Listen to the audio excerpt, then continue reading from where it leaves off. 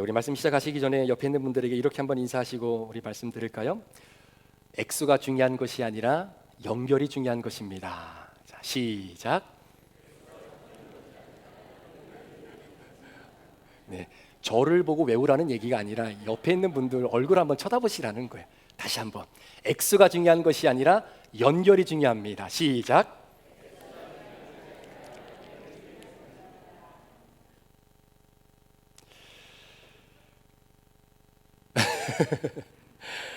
주인과의 연결됨, 하나님의 나라를 여는 열쇠라고 하는 제목으로 오늘 예수가 전하고자 한 말 시리즈 세 번째 시간 함께 말씀을 좀 나누려고 합니다. 계속해서 우리는 하나님 나라에 대한 비유를 함께 나누고 있는데요, 하나님의 나라는 내가 노력하고 열심히 최선을 다해야만이 얻어내고 갈 수 있는 그 나라가 아니라 그리스도 예수 안에서 하나님을 나의 구주로 영접한 바로 하나님의 자녀들에게 하나님께서 은혜로 허락해 주시는 나라가 바로 하나님의 나라입니다. 여러분, 하나님의 나라는 물론 내가 죽어서 궁극적으로 가게 되어지는 나라도 하나님의 나라이지만 하나님의 자녀라고 하는 특권과 신분을 가지고 이 땅을 살아가는 우리들에게는 이미 내게 임한 하나님의 은혜로 주어진 선물인 그 하나님의 나라를 이 땅에서 내가 경험하며 살아가는 것이 굉장히 중요한 부분입니다. 지난주일 말씀을 마무리하면서 여러분께 삶의 도전을 하나 드렸습니다. 숙제를 하나 드렸는데요, 어떻게 숙제 잘 하셨습니까? 언제 나는 하나님의 나라가 이게 진짜 보화구나 라는 것을 언제 느낄 수 있습니까? 라고 하는 질문을 가정 예배를 드릴 때 함께 나눠보십시오 라고 숙제를 드렸는데 숙제 검사하면 안 될 것 같습니다. 저는 신앙생활의 행복은 내가 원하고 바라고 기도한 대로 다 응답받는 것이 신앙생활의 행복이다라고만 말하고 싶지는 않습니다. 신앙생활의 행복은 내 성공과 가정의 행복을 목적으로 삼고 열심히 살아가고자 노력하고 있는 나를 도와주기 위한 하나의 수단이다라고 생각하지는 않습니다. 진정한 신앙생활의 행복은요, 우리가 살아가면서 웃는 날도 있지만 반드시 울어야 될 수밖에 없는 날도 있습니다. 그런 가운데도 여전히 나와 동행하시고 나와 깊은 관계를 맺고 싶어 하시는 그 하나님의 임재와 그분의 다스림 안에 오늘도 내가 있습니다라고 고백할 수 있는 그 사람, 그게 진짜 신앙생활의 행복입니다. 여러분은 하나님의 다스림과 그분의 통치를 믿고 오늘도 경험하시면서 살아가고 계십니까? 다른 말로 표현하면 지난주일 설교를 마치고 우리가 함께 정말로 주님을 아름답게 찬양했던 그 가사의 고백처럼 주 예수와 동행하니 그 어디나 하늘나라라고 하는 고백이 있으시냐라는 말씀입니다. 소중한 식구의 건강은 여전히 호전될 여력이 안 보이고요, 직장에서는 경제적 한파로 인해 언제 해고될지 모르는 긴장감 속에 하루하루를 살아갑니다. 여전히 해결되지 않는 신분 문제로 인해 삶의 제약은 늘 제 옆에 존재하고 자녀들은 그렇다 할 미래의 청사진을 부모에게 아름답게 그려주지도 못합니다. 경제적인 어려움 때문에 통장의 밸런스는 하루가 멀다 하고 계속해서 하향 곡선을 이루게 되고요, 내가 이끌고 있는 회사는 자금이 원활하게 돌아가지 않아 오늘도 김 사장 박 사장의 바지끄레기를 붙잡고 자금 좀 빌려달라고 애를 써야 되는 바로 그 상황. 사랑하는 성도 여러분, 이것이 저와 여러분의 삶의 터전 아닙니까? 이런 상황에서 도대체 어떻게 하나님의 나라를 경험하고 이게 진짜 보화구나 라고 하는 것을 어떻게 고백할 수 있겠습니까? 정말 쉽지 않습니다. 진짜 쉽지 않습니다. 그래서 많은 사람들은 그것이 불가능하다라고 생각합니다. 그러나 살아계신 하나님은 말씀을 통해 우리에게 말합니다. 그건 불가능한 것이 아니다라고 말입니다. 오늘 우리가 함께 나누게 될 이 본문은 정말 어렵지만 그렇다고 불가능하지도 않는 하나님의 나라의 그 경험을 우리에게 주어진 삶터에서 어떻게 느끼고 어떻게 고백할 수 있는지를 우리에게 소개해 주고 있는 귀한 본문입니다. 바로 여러분이 잘 알고 계시는 달란트 비유라고 하는 비유이죠. 지난 시간에도 잠시 언급했지만 각각의 비유에 설정되어져 있었던 바로 이 제목 때문에 자칫 잘못하면 성경에 기록되어 있는 이 비유의 핵심이 훼손되어질 가능성도 없잖아 있다라는 말씀을 드렸습니다. 자, 그런 의미에서 여러분들이 알고 있는 이 달란트 비유를 어떻게 이해를 하고 계십니까? 어떤 분들은 이 비유의 결말이 이렇게 나죠. 5달란트를 받은 사람은 5달란트를 남겼습니다. 2달란트를 받은 사람은 2달란트를 남겼습니다. 그러나 1달란트를 받은 사람은 그것을 땅에다가 묻어 놓았다가 그대로 주인에게 돌려주는 내용이 있죠. 그리고 주인으로부터 계산할 때에 있는 사람은 더 갖게 되고 없는 사람은 그 있는 것 하나까지 빼앗기게 된다라고 말씀을 합니다. 그 결론을 통해서 어떤 사람들은 그래, 많이 가진 자에게 더 많이 가지라고 추구하고 욕망하도록 부추기는 그런 맥락으로 오늘 달란트의 비유를 이해하시는 분들이 꽤나 있더라고요. 사랑하는 성도 여러분, 각각의 종들에게 달란트를 맡기고 여행을 떠난 주인이 일정을 마치고 집으로 돌아와 계산을 합니다. 그리고 그 계산에 따라서 칭찬받는 종들이 있고요, 그렇지 못한 종이 있었습니다. 그렇다면 주인의 칭찬은 어디까지가 유효한 것일까요? 주인의 칭찬은 본인이 받았던 달란트보다 더 많은 달란트를 남겼던 그 종들에게만 그 칭찬이 유효한 겁니까? 아니면 나름대로 열심히 노력했지만 첫 번째, 두 번째 종만큼 남기지 못했다면 그 종은 칭찬을 못 받는 것일까요? 또는 주인으로부터 달란트를 받고 이 2달란트, 5달란트 받은 사람처럼 열심히 나가서 최선을 다해 장사를 했는데 적자가 났습니다. 그럼 과연 주인은 그 종에게 무슨 말을 했을까요? 오늘 달란트에 등장하는 종은 총 3명입니다. 그러나 첫 번째 종과 두 번째 종을 하나의 부류로 묶을 수는 있을 것 같습니다. 그렇기 때문에 이 비유의 초점은 두 부류의 서로 다른 종을 대비시키고 있는데요. 참고로 주인이 종들에게 맡긴 이 달란트라고 하는 화폐의 단위는 그때 당시의 사람들의 기준으로 본다면 상상을 초월할 수 없을 만큼의 굉장히 엄청난 큰 돈입니다. 예를 들어 한 달란트는 6천 데나리온 정도 됩니다. 그런데 한 데나리온이 당시 일용직 노동자의 하루의 품삯이었다라고 하니까 한 달란트는 하루 노동자가 17년 동안 받을 월급에 해당되는 돈이에요. 전혀 이해가 안 되시죠? 자, 오늘의 환율로 한번 대충 예를 들어 본다면 한 달에 어떤 사람이 5천 불을 번다고 한번 가정을 해볼게요. 그럼 1년이면 6만 불입니다. 그러면 17년이면 약 100만 불 정도가 되는 돈이에요. 한국 돈으로 따지면 뭐 13억, 1대1이면 14억 정도 되겠죠. 그게 한 달란트입니다. 그러니 2달란트, 5달란트는 뭐 더 말할 것도 없겠죠. 그러니 당시 예수님의 말씀을 직접 듣고 있었던 그 유대인들, 청중들은요, 야, 한 달란트가 얼마야? 여기에는 별로 관심이 없었습니다. 왜냐하면 자신들이 누리고 쓸 수 있는 그 돈의 액수와는 너무나 큰 차이와 갭이 있었기 때문입니다. 예를 들면 이런 거죠. 여러분들이 운전을 하다 하이웨이를 가다 보면 가끔 옆에 광고 간판이 있습니다. 거기 보면 이번 로또가 당첨되면 얼마, 슈퍼볼, 뭐 파워볼 이게 얼마, 이게 셀 수 없을 만큼 공이 많게 기록되어 있는 광고를 보실 거예요. 그 광고를 볼 때마다 저거 내 돈인데, 저거 나한테 와야 되는데 막 가슴이 설레고 막 떨리는 분 계십니까? 별로 감흥이 없어요. 왜냐? 그 돈은 내 돈이 아니니까. 내가 상상할 수 있는 돈이 아니기 때문에 그냥 지나치는 거와 똑같은 겁니다. 자, 그런데 우리가 이 비유에서 눈여겨봐야 할 중요한 단서 하나가 있는데요. 현재 예수님은 당시 청중들의 상상을 뛰어넘는 굉장히 높은 금액의 단위를 가지고 지금 말씀하고 있는 겁니다. 그런데 문제는 이 종들에게 주어진 이 달란트는요, 이 달란트를 주인이 종들에게 주면서 야, 이 돈은 이렇게 사용을 해야 된다라고 하는 지침이 없습니다. 그러니까 주인의 구체적인 요구가 없었기 때문에 이 돈의 사용처는 실제적으로 예수님의 비유를 듣고 있었던 그 사람들의 상상에 맡길 수밖에 없는 겁니다. 예를 들어 누군가는 야, 내가 저 달란트를 받으면 나는 호화스러운 집을 장만할 그런 계획을 가져야지, 이렇게 상상의 날개를 피는 사람도 있을 거고, 어떤 사람은 야, 내가 저 한 달란트만 있어도 진짜 가고 싶은 곳을 여행하면서 살 수 있을 텐데 라고 상상하는 사람도 있을 것이고요. 어떤 사람은 야, 내가 저 달란트를 받으면 예전부터 마음에 두고 있었던 그 아이템 하나 가지고 진짜 멋있게 사업 한번 시작해 볼 수 있을 것 같은데 라고 하는 상상의 날개를 피는 사람들이 있었을 겁니다.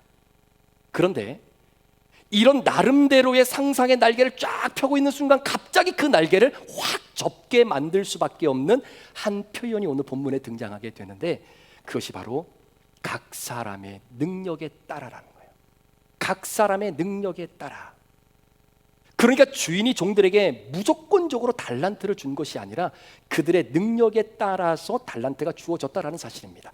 이 말을 뒤집어 이야기하면 주인은 그 종들의 능력이 어느 정도인지를 정확하게 알고 있었다라는 이야기 아니겠습니까?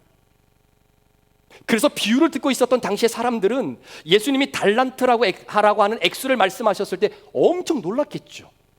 그런데 그 놀라운 엄청난 금액의 달란트가 각자의 능력에 따라 주어지는 것이다 라고 말씀해 주셨을 때 사실 청중들은 그것이 달란트가 됐든 그 밑에 단위의 화폐 단위였던 데나리온이 됐든 그 밑에 화폐 단위였던 문화가 됐든 아무런 상관이 없는 것입니다. 액수가 중요하지 않습니다. 오늘 비유에서 달란트의 가치가 얼마가 될까, 달란트의 액수가 얼마가 될까, 이게 중요하지 않다라는 것을 가장 먼저 발견할 수 있어야 비로소 오늘 본문의 비유가 말하고자 하는 핵심을 우리가 정확하게 짚을 수 있는 겁니다. 달란트가 각자의 능력에 따라 주어지는 것이구나 라는 것을 궁극적으로 사람들이 알게 되었을 때 비로소 사람들의 생각은 야, 이 달란트의 액수가 얼만데?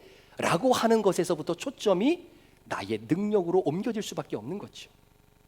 그래서 이 달란트 비유가 결국은 액수에 관한 것이 아니라 내 삶에 관한 문제에 대한 이야기구나. 이 달란트 비유가 손익계산의 문제를 따지는 것이 아니라 앞으로 내게 주어진 이 능력, 이 달란트를 가지고 내가 어떻게 하나님 앞에 살아가야 되는가에 대한 삶의 문제라고 하는 것을 비로소 청중들은 깨닫게 됩니다. 참고로 오늘 우리가 다루는 마태복음 25장 안에는 달란트 비유 말고 두 가지 비유가 더 첨가되어 있는데요. 예를 들면 달란트 비유 앞에는 열처녀의 비유가 기록되어 있습니다. 그리고 달란트 비유 뒤쪽에는 양과 염소의 비유가 기록되어져 있습니다. 그런데 이 세 가지 비유의 공통적인 특징은 예수님의 재림과 종말과 연관된 주제를 가지고 있는 비유들이다라는 거예요.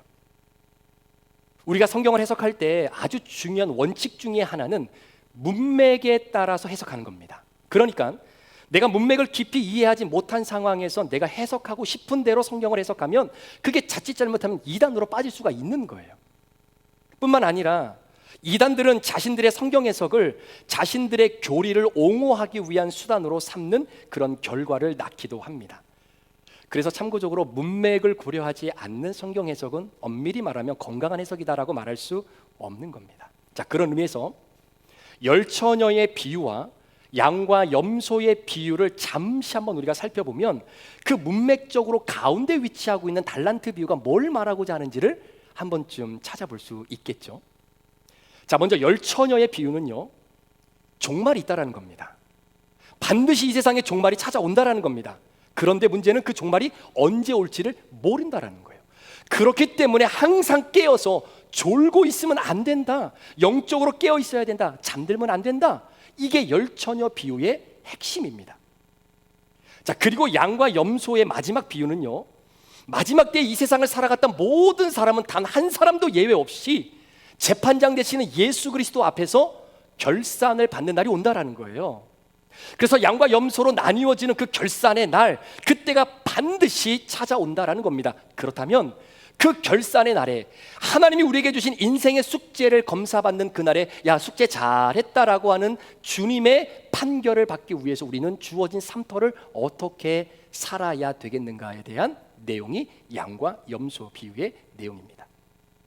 이런 흐름 속에서 오늘 달란트 비유가 해석이 되어야 건강한 해석인 거죠. 잘 들어보세요. 어느 한 주인이 먼 나라로 여행을 떠납니다.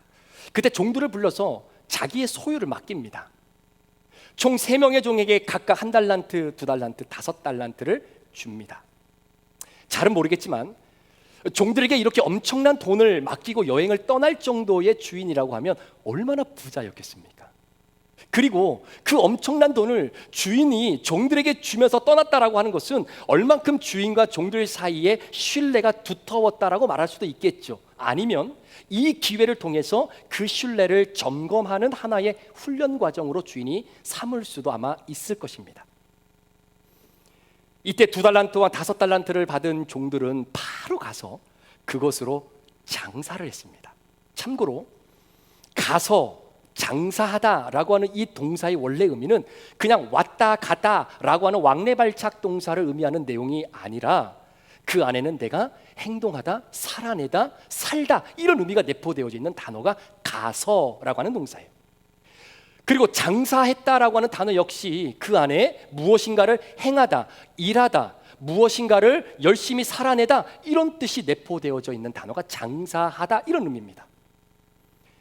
따라서 2달란트, 5달란트를 받은 종들은 주인이 준 돈을 가지고 주인이 준 돈으로 무엇인가를 했던 사람들입니다.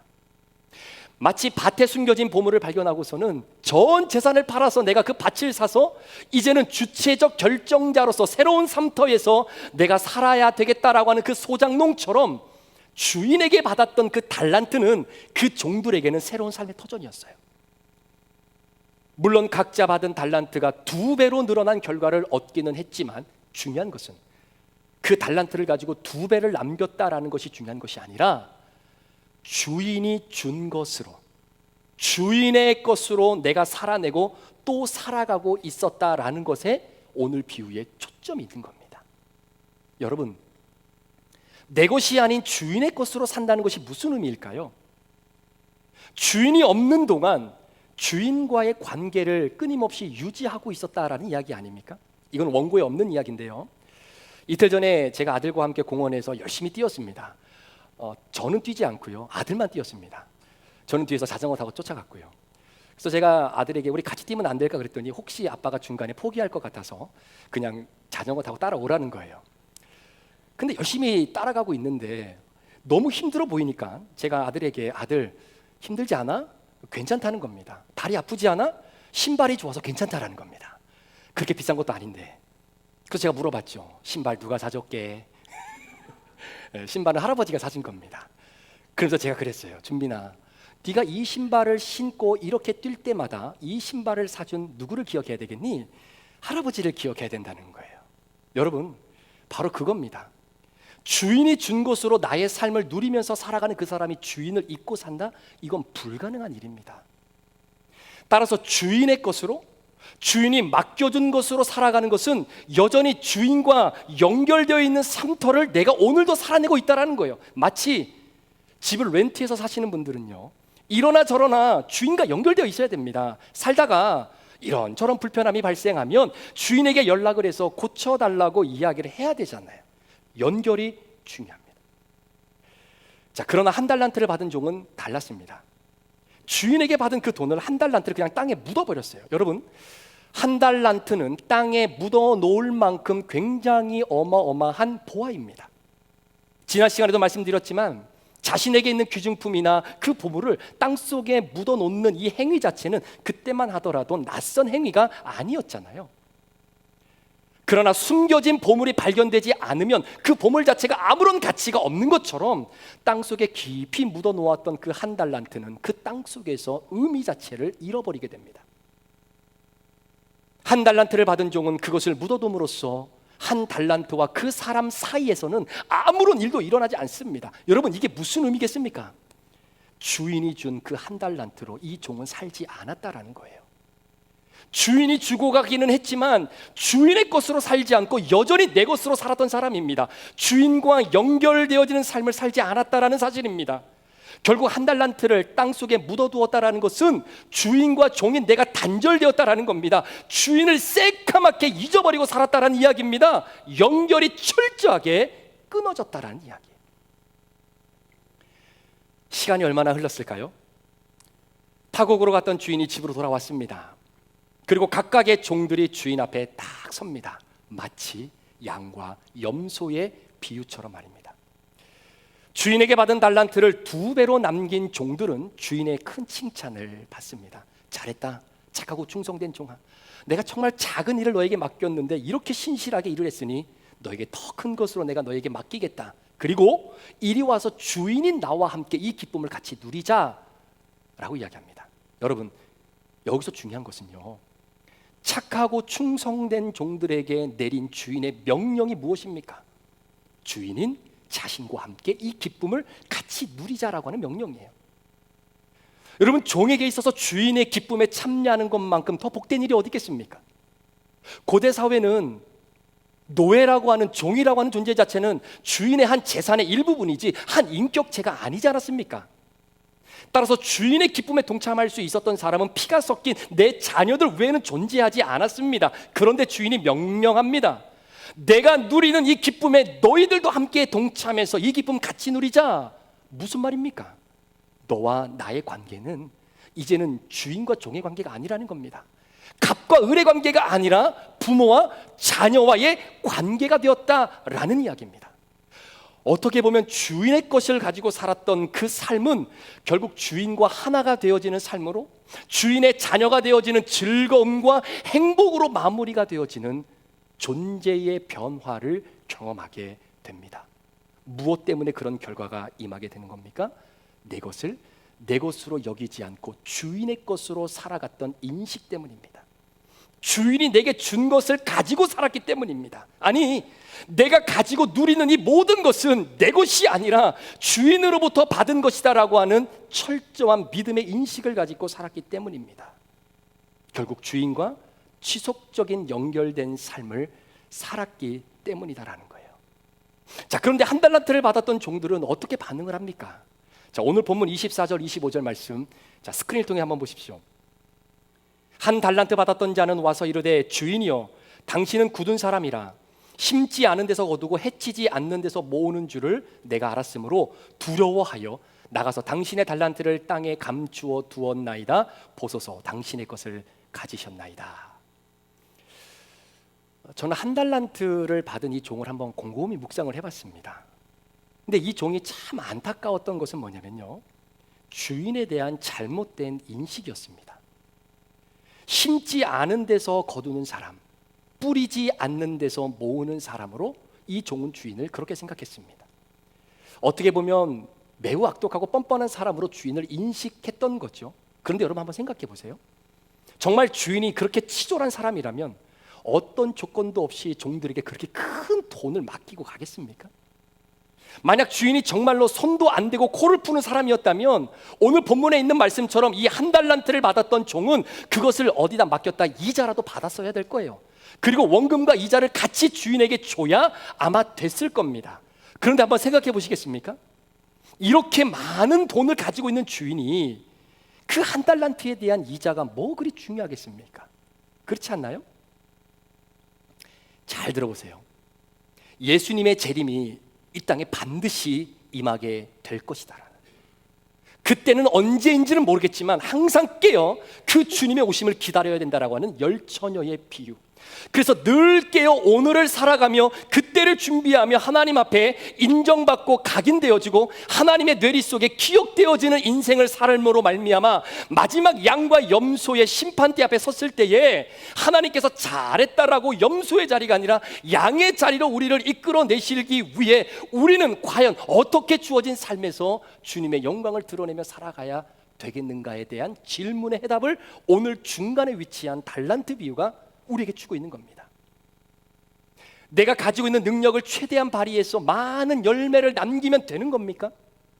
2달란트, 5달란트를 남기기 위해서 때론 불법도 행하고 남의 아픔도 기쁨으로 여기면서 여하튼 손해보는 장사만 하지 않고 어떻게든 이득만 좀 남기면 되는 인생이면 되는 겁니까? 혹시나 내게 주신 달란트로 내가 열심히 살았는데 결국 적자를 내놓으면 그 주인이 저에게, 우리에게 야, 너 실패했어 라고 책망하실까요? 오늘 본문의 주인은 진짜 나에게 더 많은 달란트를 요구하는 그 주인입니까? 그렇지 않다면 도대체 주인이 종들에게 이 어마어마한 돈을 맡기고 간 이유가 뭐겠느냐는, 그 달란트를 가지고 하루하루의 삶을 살아가는 그 종들을 생각하면서 과연 주인은 어떠한 기대감, 그 종들로부터 어떤 기대를 가지고 있었을까요? 그리고 주인이 품은 그 기대감이 오늘 말씀을 붙잡고 이번 한 주간을 살아가야 되는 저와 여러분들에게 어떤 메시지를 던져주고 싶었던 것일까요? 1989년도에 상영된 좀 오래된 영화입니다. 아마 어르신들은 좀 보신 분도 계시겠지만 더스틴 호프만과 아주 잘생긴 탐 크루즈가 주연으로 나온 레인맨이라고 하는 영화입니다. 앞에 포스터를 함께 가져왔는데 바로 이런 영화예요. 한번 보실까요?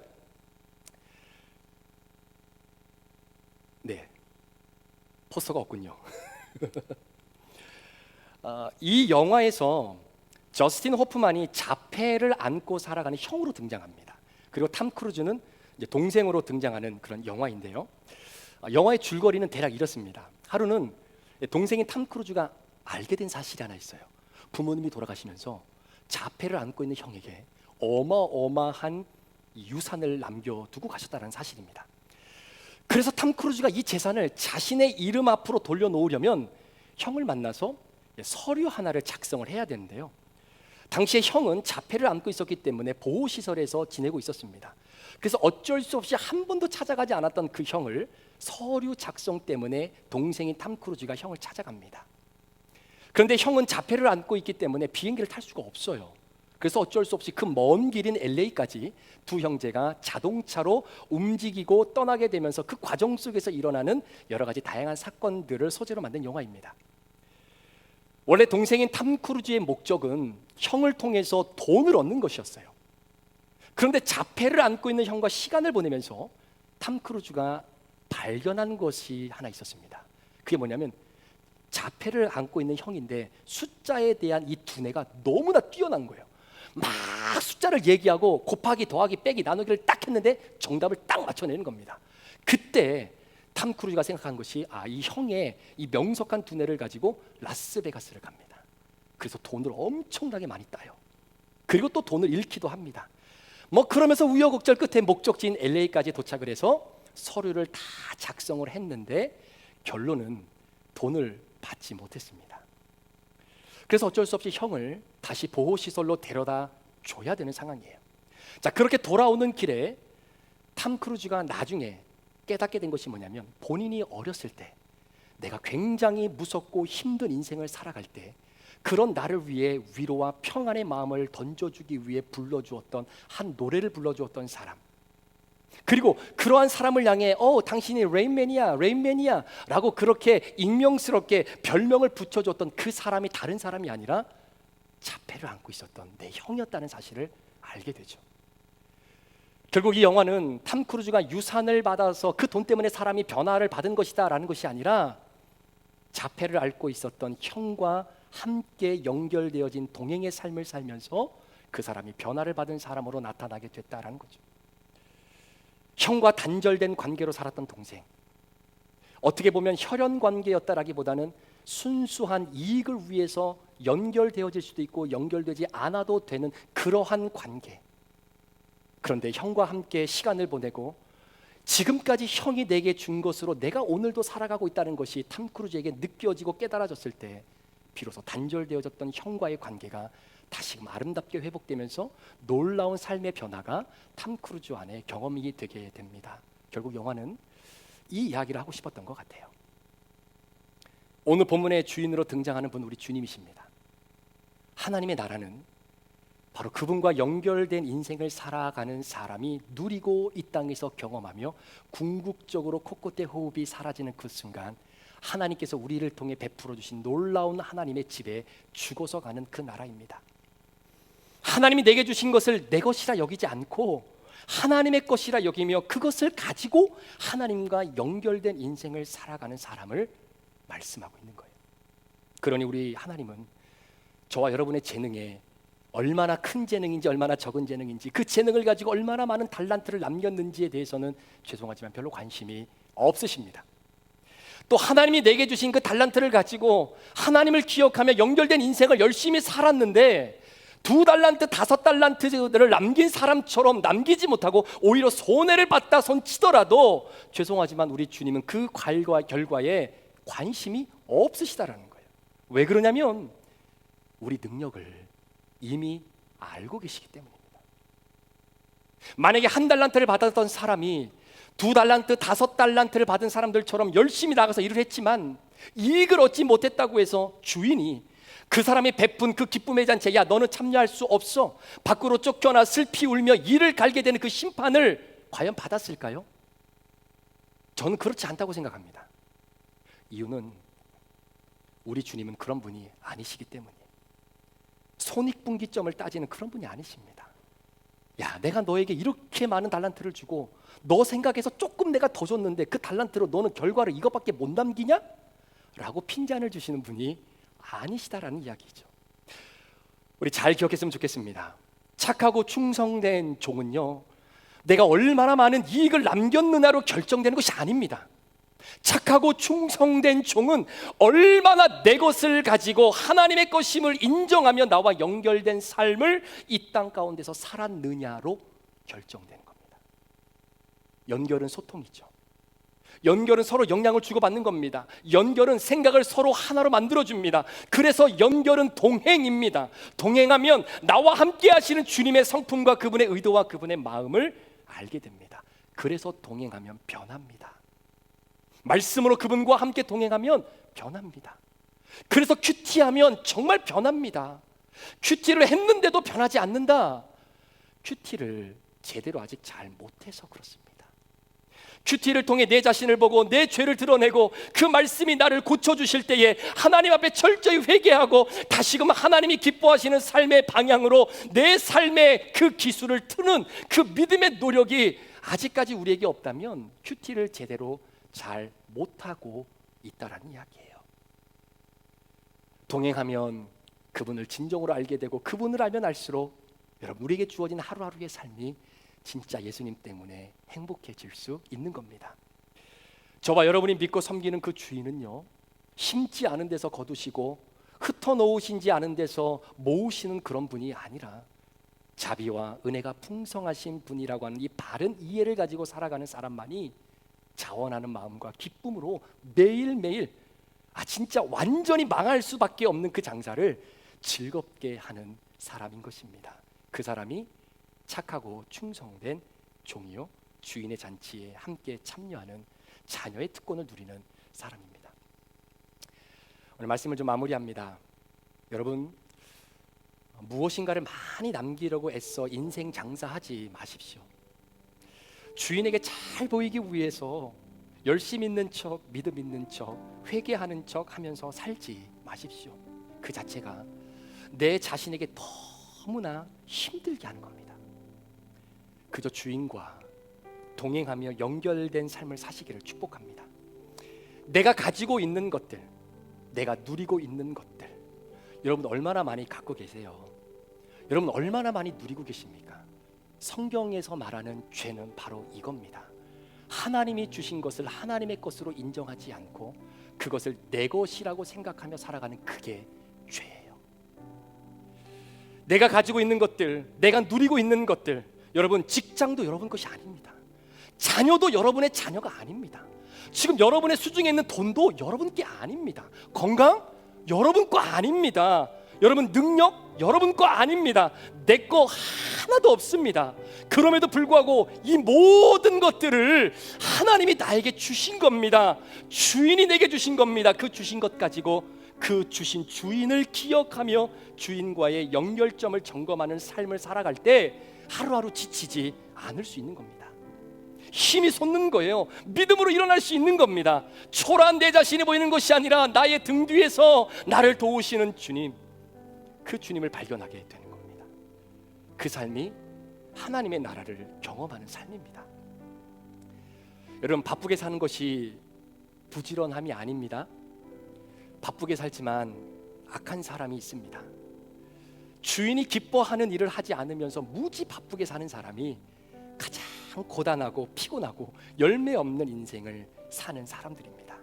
소망하며 기도하기는 다함이 없는 그 하나님의 은혜, 바로 그 예수님과 연결되어져 있기 때문에 이번 한 주간도 저와 여러분들에게 펼쳐진 인생이라고 하는 장터에서 때로는 이익을 얻지 못하고 손해 볼 수밖에 없는 인생의 장터이지만 하나님과 연결되어 있고 주인과 연결되어 있고 주인이 준 것을 가지고 오늘도 일하고 애써 열심히 살아내기에 그것 때문에 신나서 웃음으로 장사하시는 그런 저와 여러분의 아름다운 한 주간의 인생이 되기를 주의 이름으로 간절히 축원합니다.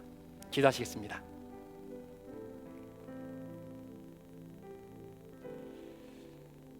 이 시간에 말씀 잠시 여러분 붙잡고 제가 두 가지 적용 질문을 드립니다.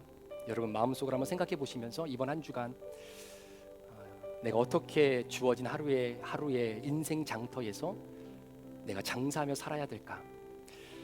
여러분이 여러분의 것으로 장사하려면 숫자가 맞지 않아서 잠도 제대로 못 주무실 겁니다. 그런데 그거 여러분 거 아닙니다. 비즈니스도 여러분 거 아닙니다. 하나님이 여러분들에게 맡겨주신 하나님의 것입니다. 비즈니스 하시면서 하나님과 연결되십시오. 직장 다니시면서 하나님과 연결점을 찾으십시오. 그리고 내게 주어진 삶에서 살아가면서 가정에서, 직장에서, 내 삶의 터전에서 주인이 주신 것으로 살고 있다는 것을 발견할 수 있는 은혜가 있기를 원합니다. 첫 번째 질문입니다. 최근 내 삶에 하나님과 연결되어 있다는 것을 무엇을 통해 여러분들은 알 수 있습니까? 내가 하나님과 연결되어 있는 사람이다라는 것을 여러분은 무엇을 통해 알 수 있으십니까? 하나님과 동행하는 삶을 위해 이번 한 주간 내가 결단해야 할 요소가 있다면 그것은 무엇입니까? 하나님과 동행하는 삶을 위해 이번 한 주간 내 인생 장터에서 내가 결단해야 할 요소가 있다면 그것은 무엇입니까? 이 시간에 잠시 이 두 가지의 질문을 우리 마음속에 품고 기도하면서 우리 예수님께서 허락하신 귀한 아름다운 식탁의 자리로 함께 나아가겠습니다. 함께 기도하겠습니다.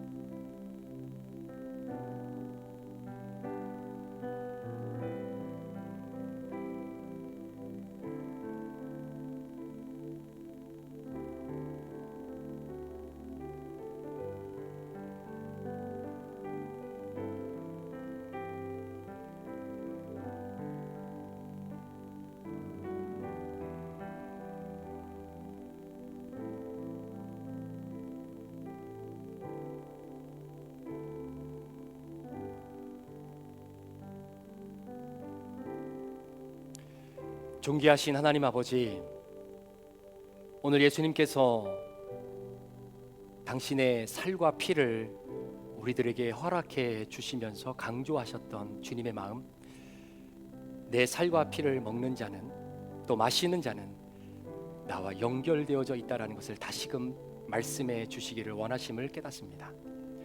오늘 믿음 안에서 함께 지어져가는 우리 브릿지 교회 모든 성도님들, 오늘 예수 그리스도 교회의 머리가 되시는 그분과 주의 살과 피를 나누며 함께 연결되어져 있음을 다시 한번 회복하는 아름다운 시간이 되게 하시고, 이 성찬 예식을 통해 내가 내 것을 가지고 살아가는 것이 아니라 주님이 내게 주신 것을 가지고 최선을 다해 삶을 살아내는 청지기로서의 삶을 다시 한번 기억하고 회복하는 은혜의 시간이 되도록 인도하여 주옵소서.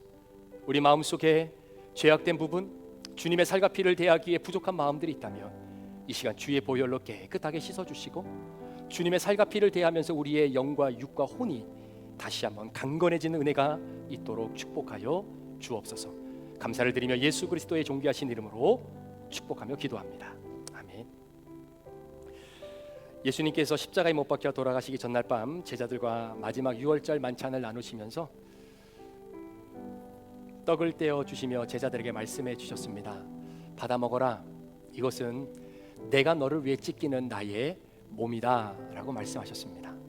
그 말씀 그대로 주님과 연결되어져 있는 주의 자녀들은 비록 우리의 몸이 찢길지라도 주님의 영광이 드러날 수 있는 아름다운 삶을 오늘도 살아낼 책임이 우리 가운데 있는 것입니다. 그 믿음의 고백과 결단이 오늘 주의 살을 대할 때 함께 회복되기를 원합니다. 식사를 마치시고 난 이후에 예수님께서 잔을 들어 제자들에게 주시면서 말씀하셨습니다. 받아 마셔라. 이것은 내가 너를 위해 흘리는 나의 피, 곧 언약의 피다라고 말씀하셨습니다. 우리 안에 흘러가고 있는 바로 그 피는 예수님이 우리에게 주신 생명의 피입니다. 피는 생명입니다.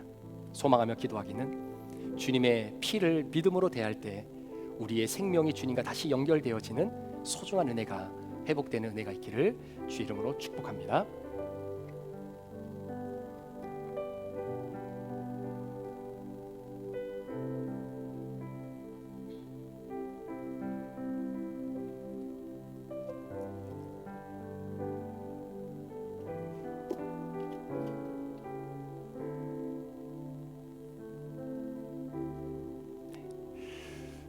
우리 뒤돌아시고 우리 자녀들부터 예수 그리스도의 살과 피를 대함으로 내 인생이 우리 하나님과 또 주님과 연결되어지는 인생이다라는 것을 믿음으로 다시 한번 회복하고 깨닫는 그런 소중한 믿음의 고백들이 있기를 원합니다.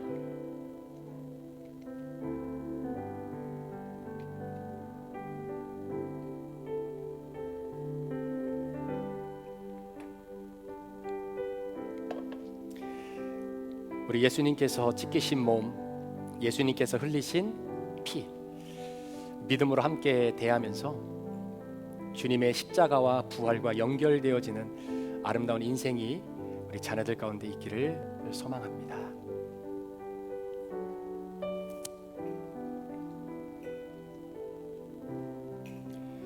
주님의 살입니다. 주님의 피입니다. 주님의 살입니다. 주님의 피입니다. 내 살과 내 피를 먹고 마시지 않는 사람은 나와 연결되어 있는 사람이 아니다라고 말씀하셨던 말씀처럼 정말로 주님께서 허락해 주시는 은혜가 오늘 성찬을 통해 다시 한번 연결되어지는 회복이 있기를 원합니다. 나를 위해 찢기신 몸, 나를 위해 흘리신 예수님의 피,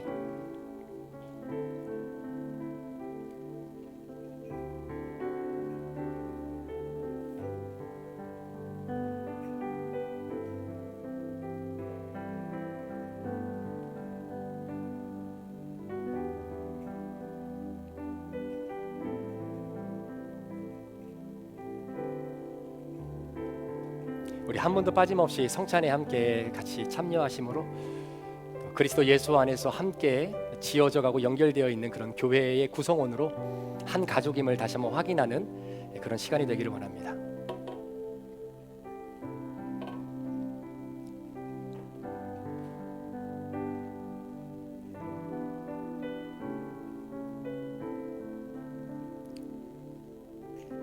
주님과 연결되는 은혜가 있는 한 주가 되십시오.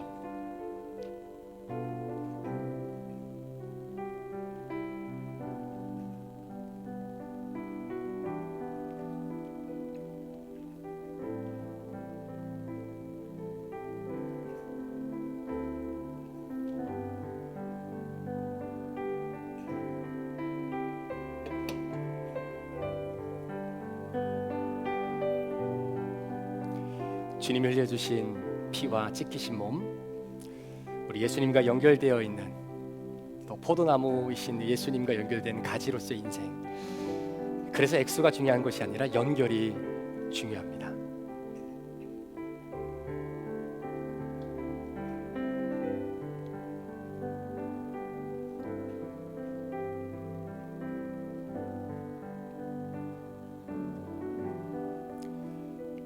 우리 예수님께서 찢기신 몸, 예수님께서 흘리신 피,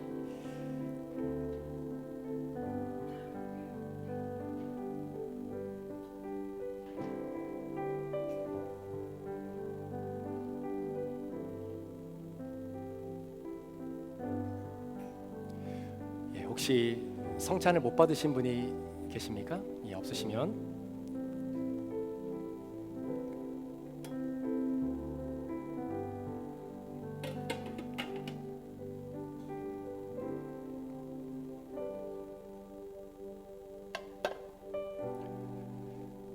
주님의 몸입니다.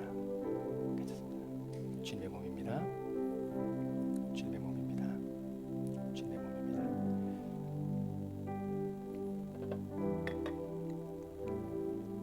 주님의 피입니다. 주님의 피입니다. 주님의 피입니다. 주님의 피입니다.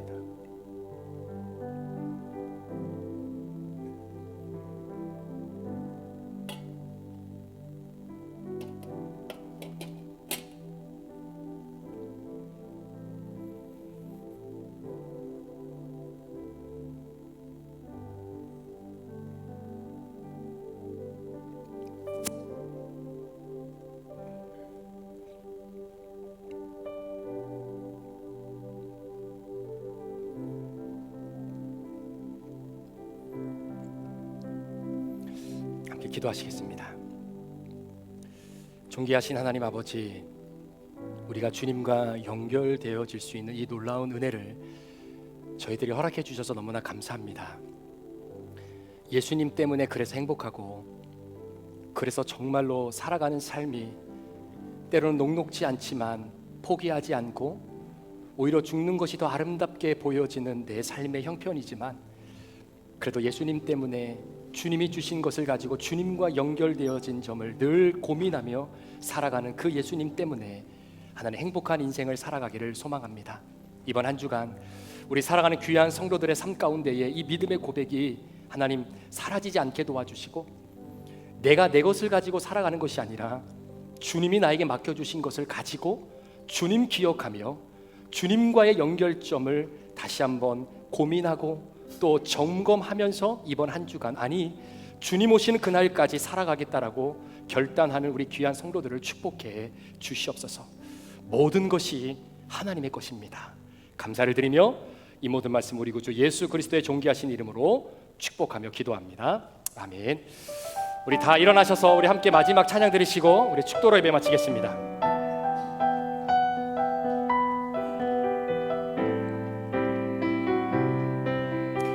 우리 기쁜 마음으로 한번 찬양할까요? 숨을 쉴 수 없을 만큼, 숨을 쉴 수 없을 만큼 많이 아픈데 내가 노래할 수 있는 건 예수님 때문에. 살아있는 것보다 죽음이 아름다울 만큼 지쳐도 일어설 수 있는 건 예수님. 다시 한번 고백합니다. 숨을 쉴 수 없을 만큼, 숨을 쉴 수 없을 만큼 많이 아픈데 내가 노래할 수 있는 건 예수님 때문에. 살아있는 것보다 죽음이 아름다울 만큼 지쳐도 일어설 수 있는 건 예수님 때문에. 예수님 때문에, 그 사랑 때문에, 날 위해 죽으신 십자가 때문에. 예수님 때문에, 그 사랑 때문에, 지금도 날 위한 그 기도 때문에. 예수님 때문에, 아멘. 예수님 때문에, 그 사랑 때문에, 날 위해 죽으신 십자가 때문에. 예수님 때문에, 그 사랑 때문에, 지금도 날 위한. 우리 마지막으로 한번 고백합니다. 예수님 때문에 행복한 한 주가 되기를 소망합니다. 예수님 때문에,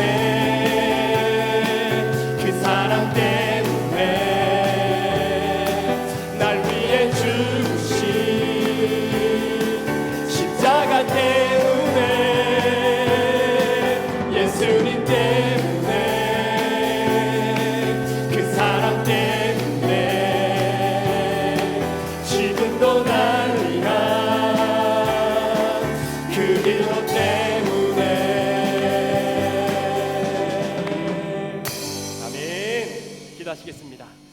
지금은 우리 구주 예수 그리스도의 귀하신 은혜와 우리 아버지 하나님의 무한하신 사랑하심과 성령님의 감화감동 충만 교통 위로하시고 내주하심의 그 놀라운 역사가 오늘도 예수님과 연결되어지는 그 연결점을 내 신앙의 여정 속에 다시 한번 점검하고, 지금까지 내 것인 줄 알고 내 마음대로 내가 주인인 것처럼 살아왔던 나의 연약한 죄의 성향을 철저하게 주님 앞에 회개하고, 내가 주인이 아니라 하나님이 주인이셔서 하나님이 주신 것 같고 하나님이 베푸신 은혜 속에서 그분의 것으로 살고 있다라고 하는 놀라운 믿음의 고백과 인식 속에 액수가 중요한 것이 아니라 하나님과 연결됨이 중요함을 다시 한번 고백하며 이번 한 주간을 주 안에서 승리하기를 원하는 모든 성도들 머리 위에, 이들의 가정과 직장과 사업터 위에, 우리 교회 위에, 함께 지어져가는 우리 모든 선교사님들과 믿음의 권속들 위에 지금부터 영원토록 함께 계시기를